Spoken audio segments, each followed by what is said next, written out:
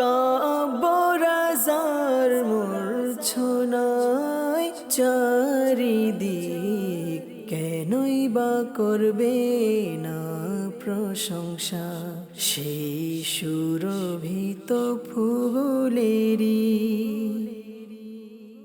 আলহামদুলিল্লাহি রাব্বিল আলামিন ওয়াসসালাতু ওয়াসসালামু আলা সাইয়্যিদিল মুরসালিন আম্মা বা'দ ফাআউযু বিল্লাহি মিনাশ শাইতানির রাজীম বিসমিল্লাহির রহমানির রহিম। আসসালাতু ওয়াসসালামু আলাইকা ইয়া রাসূলুল্লাহ ওয়া আলা আলিকা ওয়া আসহাবিকা ইয়া হাবিবাল্লাহ। আসসালাতু ওয়াসসালামু আলাইকা ইয়া নবিয়াল্লাহ ওয়া আলা আলিকা ওয়া আসহাবিকা ইয়া নূরাল্লাহ। দূরেও কাছে, দেশেও প্রবাসে, যে যেখানেই রয়েছেন সকলকে একরাশ প্রীতি ও শুভেচ্ছা জানিয়ে শুরু করছি অনুষ্ঠান সুরের মূর্ছনায় কালামে রাজা।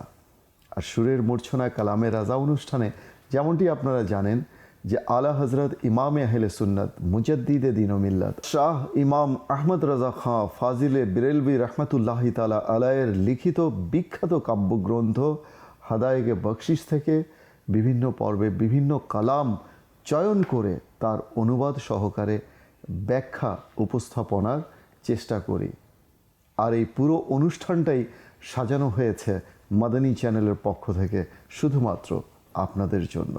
আপনাদের ভালোবাসায় সিক্ত হয়ে মাদানী চ্যানেল নিত্য নতুন অনুষ্ঠান পরিবেশন করে যাচ্ছে। দর্শক, চলুন কথা না বাড়িয়ে আমরা সরাসরি দরুদে পাকের ফজিলত সম্পর্কে জেনে নিই। দরুদে পাকের অগণিত ফজিলত রয়েছে, অসংখ্য ফজিলত। তন্মধ্যে একটি ফজিলত হচ্ছে আল্লাহ নবী হুজুরে আরবি সাল্লাল্লাহু তাআলা আলাইহি ওয়া আলিহি ওয়াসাল্লাম ইরশাদ করেছেন, যে ব্যক্তি আমার উপর একবার দুরূদ শরীফ পাঠ করে, জাস্ট ফর ওয়ান্স, একবার, আল্লাহ তাআলা তার জন্য কিরাত সম সওয়াব লিখে দেন। আর কিরাত হচ্ছে উহুদ পাহাড় সমপরিমাণ। এক কিরাত উহুদ পাহাড় সমপরিমাণ। এবার চিন্তা করে দেখুন যে একবার দরুদ শরীফ পাঠ করার কত নেকি, কত সওয়াব রয়েছে। এরপরেও কি আমরা উদাসীন হয়ে থাকব? না, ইনশাআল্লাহ আজ্জা ওয়া জাল আল্লাহর নবী সাল্লাল্লাহু আলাইহি ওয়াসাল্লামের প্রতি অধিক হারে আমরা দরুদে পাক পাঠ করব। আল্লাহ তাআলা সেই তৌফিক আমাদের দান করুন। মাদানী চ্যানেলের দর্শক ও শ্রোতা, খুবই চমৎকার একটি কালাম আজ আমরা চয়ন করেছি, যে কালাম ইনশাআল্লাহ আজ্জা ওয়া জাল আমাদের অন্তরে নবী প্রেম তো বৃদ্ধি করবেই করবে, পাশাপাশি আমাদের ঈমানকেও আরও বেশি উজ্জীবিত করবে, আরও বেশি উদ্ভাসিত করবে। তাহলে আর দেরি কেন, চলুন সরাসরি আমরা মূল অনুষ্ঠানে প্রবেশ করি। আলা হজরতের সেই বিখ্যাত কালাম, তিনি লিখেছেন, फिर के गली गली तबा, फिर के गली गली तबा, ठोकरें सबकी खाए क्यों, दिल को जो अक्ले दे खुदा, तेरी गली से जाए क्यों। Why should I wander from street to street, door to door, while being treated with utter humiliation? If Almighty Allah grants wisdom to my heart, why should I leave your most sacred station? Why? আল্লাহ হযরত বলেন যে সবার দ্বারা চরম অপমানিত হয়ে, লাঞ্ছিত হয়ে কেন আমি দাঁড়ে দাঁড়ে ঘুরে বেড়াবো? সর্বশক্তিমান আল্লাহ তাআলা যখন আমার অন্তরে জ্ঞান দান করেছেন, কেন আমি আপনার পবিত্র আশ্রয়স্থল ছেড়ে ছন্ন ছাড়া হয়ে ঘুরে বেড়াবো? সুবহানাল্লাহ, কেমন কালাম, কেমন কথা, কথার মাঝে, লেখনির মাঝে কেমন ক্ষুরোধার লেখনি। সুবহানাল্লাহ, প্রত্যেকটা কালামকে যখন আমরা অ্যানালাইসিস করি, পড়ি, দেখি, তখন অন্তরে নবীর প্রতি ভালোবাসা আরও বেশি উদ্বেলিত হয়ে ওঠে। আলা হযরত রাহমাতুল্লাহি তাআলা আলাইহি এখানে বোঝাতে চেয়েছেন যে আল্লাহর নবী সাল্লাল্লাহু আলাইহি ওয়াসাল্লামের আশ্রয়স্থল ছেড়ে অন্যের দ্বারে দ্বারে কেন ঘুরে বেড়াচ্ছ? কেননা যে নবীর দ্বার থেকে বিমুখ হয়ে গেছে, সে ধ্বংস হয়ে বরবাদ হয়ে গেছে। যে নবীর দ্বার ছেড়ে অন্যের দ্বারে দ্বারে ঘুরে বেরিয়েছে, সে অপমানিত হয়েছে, লাঞ্ছিত হয়েছে। আজ আমরা দেখি অনেকেই যার একটু টাকা পয়সা আছে, যে একটু ক্ষমতাবান, রাজা বাদশাহ, তাদের দ্বারে দ্বারে ঘুরতে, তোষামত করতে, তাদের স্মরণে প্রশংসা বাক্য, স্তুতি বাক্য কাব্য আকারে পাঠ করতে আলা হযরত এখানে তাকে তিরস্কার করছেন যে কেন তুমি দ্বারে দ্বারে ঘুরে বেড়াচ্ছ, যার তার দরজার মধ্যে তুমি কেন ঘুরে বেড়াচ্ছ, যেখানে আল্লাহর নবী রাহমাতাল্লিল আলামিন, যাকে আল্লাহ তাআলা অঢেল সম্পদের মালিক করে দুনিয়াতে পাঠিয়েছেন, চাবি দিয়েছেন ধনভাণ্ডারের, তার দরজা ছেড়ে, তার দ্বার ছেড়ে তুমি অন্যের দরজায় কেন ঘুরে বেড়াচ্ছ? তাই তো তিনি বলছেন, কেননা যে আল্লাহর নবীর দামনকে আঁকড়ে ধরেছে, নবীর আং রাখাকে আঁকড়ে ধরেছে, সে সফল কাম হয়েছে, দুনিয়া ও আখিরাতে সম্মানিত হয়েছে। ইতিহাস সাক্ষী, যেমন আমার গাউসে পাক আল্লাহর নবী সাল্লাল্লাহু আলাইহি ওয়াসাল্লামের দয়ায়, আল্লাহর নবী সাল্লাল্লাহু আলাইহি ওয়াসাল্লামের উদারতায়, মহানুভবতায়, তার দোয়ার বদৌলতে দেখুন আমার গাউসে পাক কেমন শাহিন শাহ হয়ে গেছেন, অলিরও অলি। শুধু তাই নয়, তিনি অলিদের সর্দার, সুলতানুল আউলিয়া হয়ে গেছেন। পক্ষান্তরে খাজা গরিবে নওয়াজ, তিনি গরিবদের সাহায্যকারী, কেমন তিনি হয়ে গেছেন। হিন্দের সরজমিনের মধ্যে যখন তিনি পা রেখেছেন, 92 লক্ষ অমুসলিম মুসলিম হয়ে গেছে। সুবহানাল্লাহ।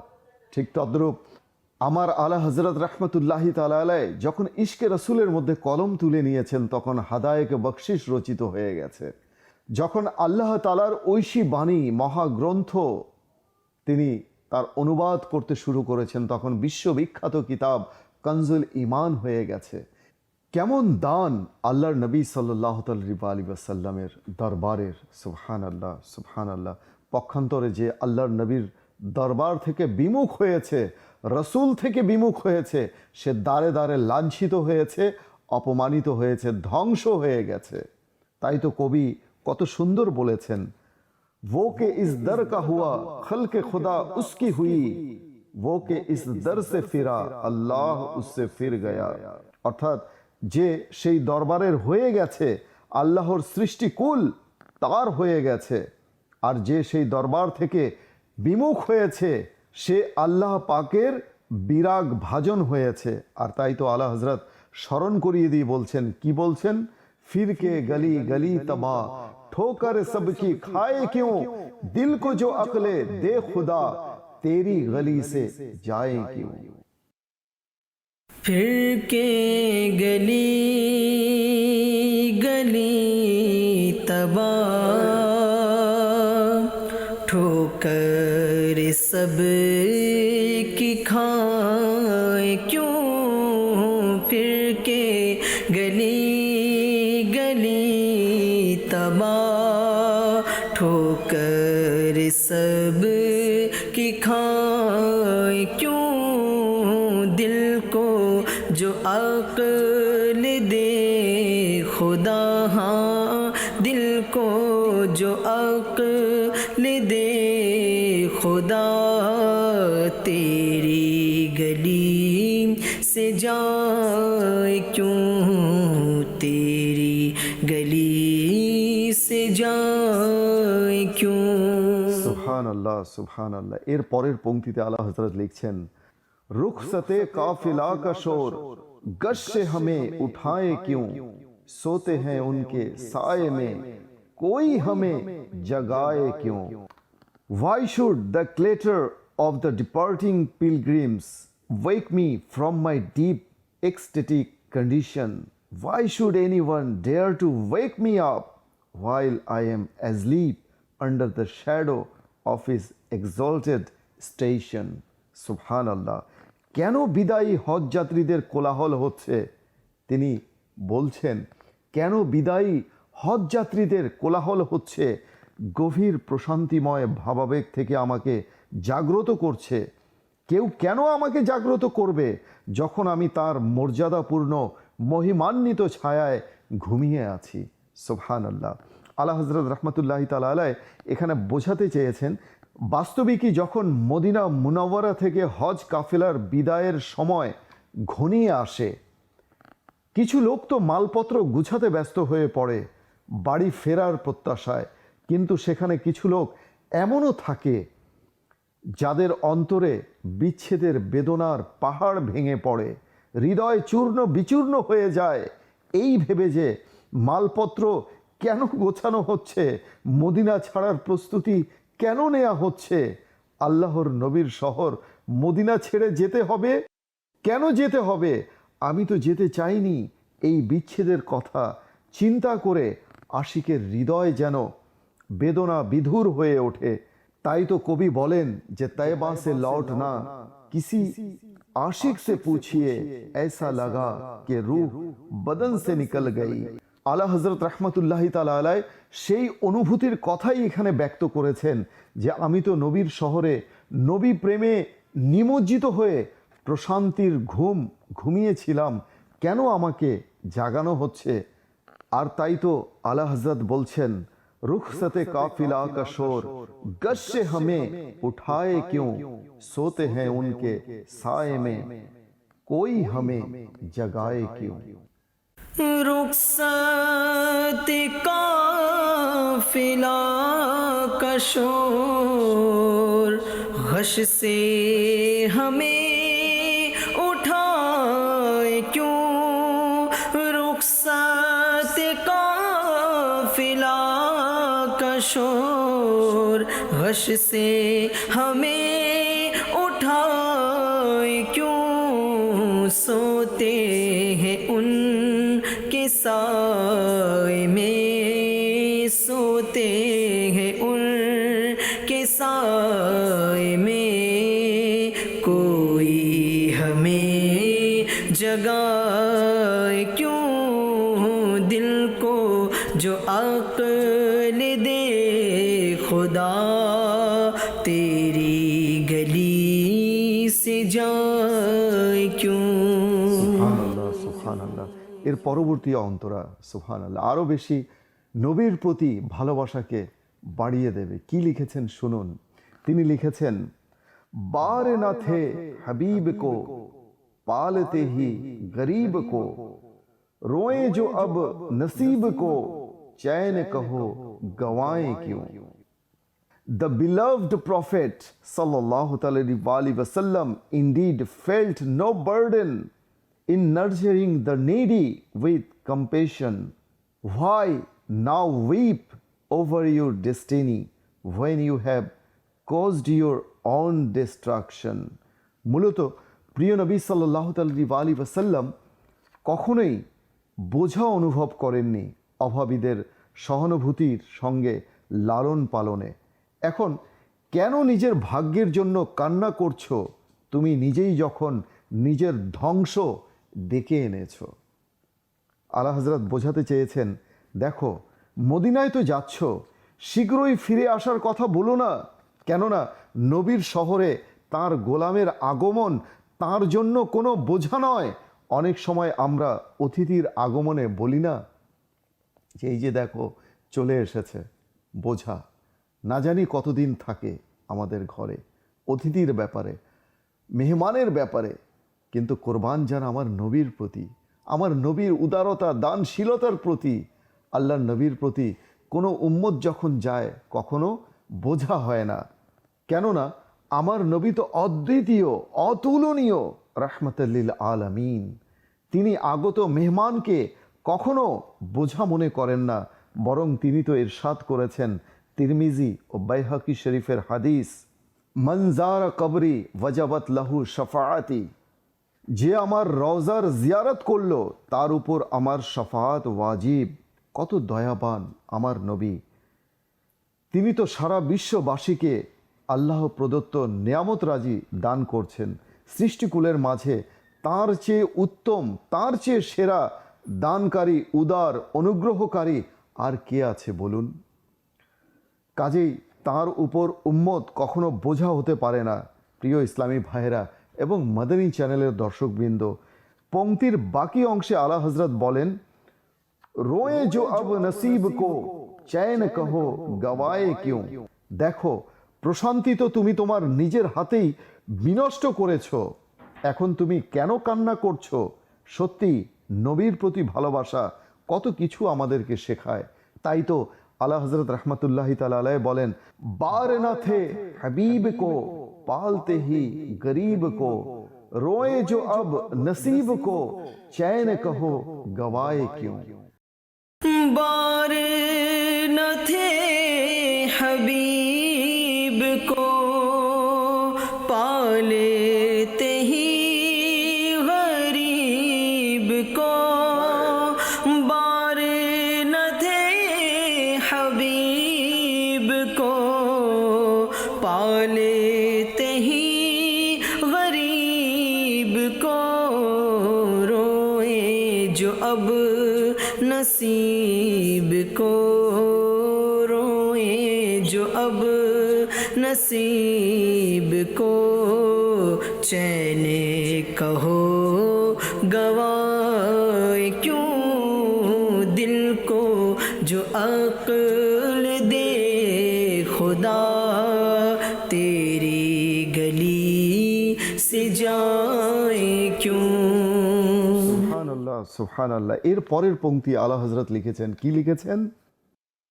यादे हुजूर की कसम गफलते ऐश है सितम, खूब है कैद गम में हम कोई हमें छुड़ाए क्यों। An oath by the beloved Prophet sallallahu alaihi wasallam's exalted remembrance being lost in extravagance, in vast devastation. Why should anyone attempt to have us released when we are content in this love sick incarceration? প্রিয় নবী সাল্লাল্লাহু আলাইহি ওয়াসাল্লামের মহিমান্বিত স্মরণের শপথ বিলাসিতা কিংবা উদাসীনতায় হারিয়ে যাওয়া নির্ঘাত ধ্বংস ডেকে আনে। কেন কেউ আমাদের মুক্ত করার চেষ্টা করবে এই প্রেমাসক্ত কারাগারেই যখন আমরা সন্তুষ্ট। সুবহানাল্লাহ সুবহানাল্লাহ। আলা হযরত রহমতুল্লাহি তাআলা আলাইহি এখানে বোঝাতে চেয়েছেন প্রিয় নবী সাল্লাল্লাহু আলাইহি ওয়াসাল্লামের সেই স্মরণের শপথ যা উম্মতের মায়ায় করেছেন। সুবহানাল্লাহ। রাত ভোর তিনি উম্মতের মায়ায় কান্না করেছেন, সিজদাকে প্রলম্বিত করেছেন, দীর্ঘায়িত করেছেন, কখনো উম্মতকে ভোলেননি, এমনকি মেরাজের রাতেও উম্মতকে ভোলেননি, কিয়ামতের দিনেও তিনি ভুলবেন না নিজ উম্মতকে। তাই তো কখনো ছুটে যাবেন তিনি মিজানে, তো কখনো ছুটে যাবেন তিনি হাউজে কাউসারে, আবার কখনো ছুটে যাবেন পুলসিরাতে তার উম্মতের জন্য। সর্বত্র উম্মতের জন্য দোয়া করেছেন, রব্বি হাবলি উম্মতি রব্বি গফিরলি উম্মতি, হে আল্লাহ আমার উম্মতকে আমার হাওয়ালা করে দাও, আমার উম্মতকে তুমি ক্ষমা করে দাও। এখনও তিনি সাল্লাল্লাহু আলাইহি ওয়াসাল্লাম কান্না করছেন। এখন বলুন, সেই নবীর উম্মত হয়ে আমরা কি করছি? কি করে তাকে ভুলে আছি? কি করে তার সুন্নতকে পরিহার করছি? কি করে তার প্রতি দরুদ পাঠ করা থেকে নিজেকে বঞ্চিত করে রাখছি? কাল কিয়ামতের দিনে কিভাবে মুখ দেখাবো? আল্লাহর নবী সাল্লাল্লাহু তাআলা আলাইহি ওয়াসাল্লামের সামনে কিভাবে আমরা দাঁড়াবো? যারা নবীর গোলাম তারা নবীদের কারাগারেই আবদ্ধ হয়ে থাকতে পছন্দ করেন, সেই কারাগার থেকে কখনোই তারা মুক্ত হতে চান না। কেননা সেই বন্দি দশা এমন এক বন্দি দশা যার সামনে দুনিয়ার আলিশান জীবন যাপন, আয়েশ আরাম বিলাসিতা কিছুই ভালো লাগে না। আর তাই তো আলা হযরত রহমতুল্লাহি তাআলা আলাইহি কতই না চমৎকার বলেছেন, जन्नत न दे ना दे तेरी रुयत हो खैर से, उस गुल के आगे किसको हवस बरगो बर की है। অর্থাৎ এর সারাংশ কিছুটা এরূপ, জান্নাত যদি নাও পাই দুঃখ নেই, জান্নাত ওয়ালাকে চাই। জান্নাতের মালিক ও মুখতার যদি রাজি হয়ে যান তাহলে জান্নাতও পেয়ে যাব ইনশাআল্লাহ আজ্জা ওয়াজাল। মাদানী চ্যানেলের দর্শক ও শ্রোতা, আমরা জানি যে জান্নাতের সৃষ্টিকারী হচ্ছেন আল্লাহ পাক, কিন্তু সেই জান্নাতের অথরিটি দান করেছেন তার হাবিবকে। আর তাই তো আলা হযরত রহমতুল্লাহি তাআলা আলাইহি কতই না চমৎকার বলেছেন। কি বলেছেন? याद हुजूर की कसम गफलत ऐश है सितम, खूब है कैद गम में हम, कोई हमें छुड़ाए क्यों। यादे हुजूर की कसम गफलत ऐश है सितम, यादे हुजूर की कसम गफलत ऐश है सितम, खूब है कैद गम में हम, खूब है कैद गम में हम, कोई हमें छुड़ाए क्यों, खूब है कैद गम में हम, कोई हमें छुड़ाए क्यों। সুবহানাল্লাহ, সুবহানাল্লাহ। আজকের পর্বের শেষ পংক্তি, চলুন কি লিখেছেন আলা হযরত সে সম্পর্কেও দেখি। देखे के हजरत गनी फैल पड़े फकीर भी, छाई है अब तो छाओनी, हश रही आना जाए क्यों। On seeing our beloved Prophet sallallahu alaihi wasallam, the generous patron, the beggars gathered before him in jubilation like troops. They have set up camp at his holy court until the last day to move. Why should they have any intention? Subhanallah. আমাদের প্রিয় নবী সাল্লাল্লাহু আলাইহি ওয়াসাল্লামকে দেখে উদার পৃষ্ঠপোষক ভিক্ষুকেরা সানন্দে তার সামনে জড়ো হয়েছে। সৈন্য সামন্তের ন্যায় তারা তার পবিত্র দরবারে তাঁবু গেড়েছে। কিয়ামত পর্যন্ত সেখান থেকে নড়াচড়ার কেন তাদের কোনো উদ্দেশ্য থাকবে? আলা হযরত রাহমাতুল্লাহি তাআলা আলাইহি এই পংক্তির মাধ্যমে বোঝাতে চেয়েছেন যে নবী করিম সাল্লাল্লাহু আলাইহি ওয়াসাল্লামের উদারতা দেখে, দানশীলতা দেখে, তার মহানুভবতা দেখে সারা বিশ্বের ফকির তথা রাজা বাদশারাও মদিনায় গিয়ে নিজের শেষ আশ্রয়স্থল তথা তাঁবু এমনভাবে গেড়ে বসেছে যে কিয়ামতও যদি সংগঠিত হয় তবু সেখান থেকে তারা উঠবে না।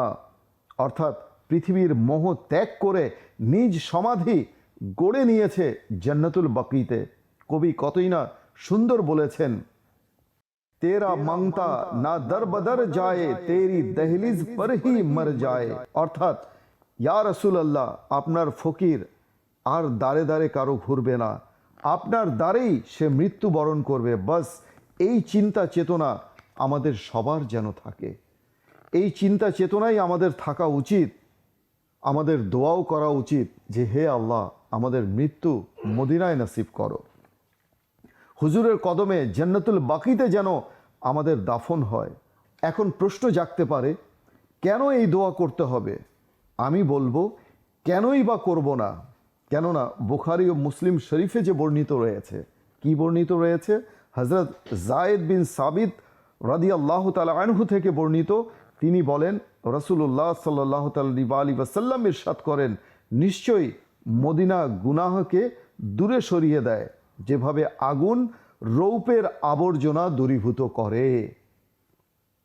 আল্লাহ নবী সাল্লাল্লাহু আলাইহি ওয়াসাল্লাম আরও ইরশাদ করেন, তোমাদের যার পক্ষে সম্ভব হয় সে যেন মদিনায় মৃত্যুবরণ করে, আর যে মদিনায় মৃত্যুবরণ করবে তার জন্য আমি শাফাত তথা সুপারিশ করব। আর তাই তো আলা হযরত রাহমাতুল্লাহি তাআলা আলাইহি লিখেছেন, কি লিখেছেন? देख के हजरत गनी फैल पड़े फकीर भी, छाई है अब तो छावनी, हश्र ही आना जाए क्यों। सुभान अल्लाह। देख के हजरत गनी फैले पड़े फकीर भी, देख के हजरत फैले पड़े फकीर भी, छाई है अब तो छावनी, छाई है अब तो छावनी, हश्र ही आ न जाए क्यों, फिर के गली गली तबाह ठोकर सब की खाए क्यों, दिल को जो अक्ल दे खुदा तेरी गली से जाए क्यों, तेरी गली से जाए क्यों। সুবহানাল্লাহ সুবহানাল্লাহ। মাদানী চ্যানেলের দর্শকবৃন্দ, সত্যিকার ভাবে যদি বলতেই হয়, এই অনুষ্ঠান ছেড়ে যেতে ইচ্ছা করে না। এর অনুবাদগুলো, ব্যাখ্যাগুলো যখন পড়ি আলা হযরতের কালামের, তখন আর কোনো কিছু ঠিক থাকে না। মন ব্যাকুল হয়ে যায় মদিনার প্রেমে, মদিনার ভালোবাসায়। আল্লাহ তাআলা আমাদের সকলের অন্তরে মদিনার ভালোবাসা, নবীর ভালোবাসাকে প্রবিদ্ধ করে দিক, সেই প্রত্যাশা নিয়ে বিদায় নিচ্ছি। দেখা হবে ইনশাল্লাহ পরবর্তী পর্বে এই কালামের বাকি অংশ নিয়ে। সে পর্যন্ত ভালো থাকুন, সুস্থ থাকুন, দেখতে থাকুন মাদানী চ্যানেল বাংলা। সাল্লু আলা হাবিব সাল্লাল্লাহু তাআলা আলা মুহাম্মদ সাল্লাল্লাহু আলাইহি ওয়া আলিহি ওয়াসাল্লাম। মুখরিত আজ কাবরাজার মূর্ছনায় চারিদিক, কেনই বা করবে না প্রশংসা সেই সুরভিত ফুলেরই।